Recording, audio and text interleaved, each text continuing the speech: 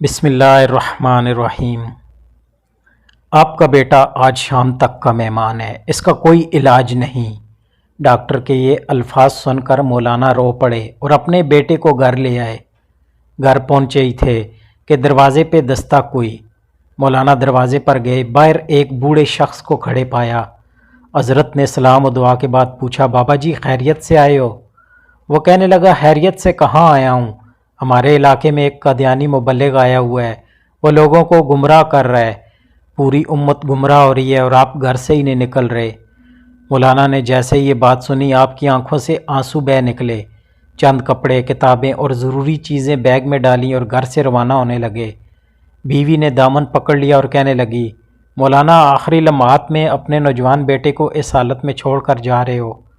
مولانا نے آسمان کی طرف نظریں اٹھائیں اور کوئی جواب نہ دے سکے۔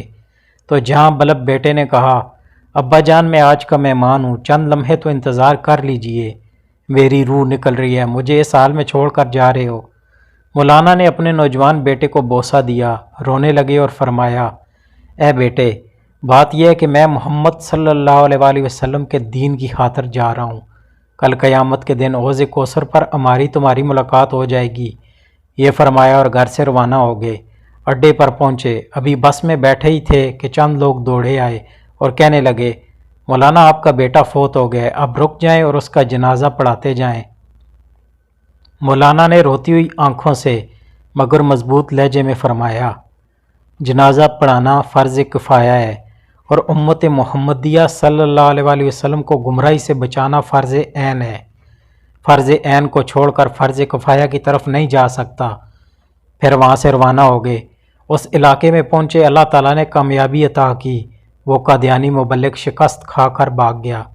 3 دن کے بعد مولانا گھر واپس پہنچے۔ بیوی قدموں میں گر گئی اور رونے لگی، مولانا جب آپ جا رہے تھے تو بیٹا آپ کی راہ تکتا رہا اور کہتا رہا جب ابا جان واپس آئیں تو انہیں میرا سلام عرض کر دینا۔ مولانا نے جب یہ سنا تو فوراً اپنے بیٹے کی قبر پر گئے اور دعا مانگنے لگے، اے اللہ، ختم نبوت کے وسیلے سے میرے بیٹے کی قبر کو جنت کا باغ بنا دے۔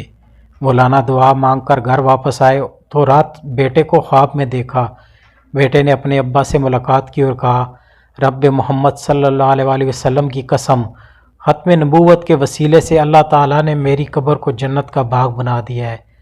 ختم نبوت کے اس مجاہد کو دنیا حضرت مولانا غلام غوث ہزاروی رحمۃ اللہ علیہ کے نام سے جانتی ہے۔ کی محمد سے وفا تو نے تو ہم تیرے ہیں، یہ جہاں چیز ہے کیا لوح و قلم تیرے ہیں۔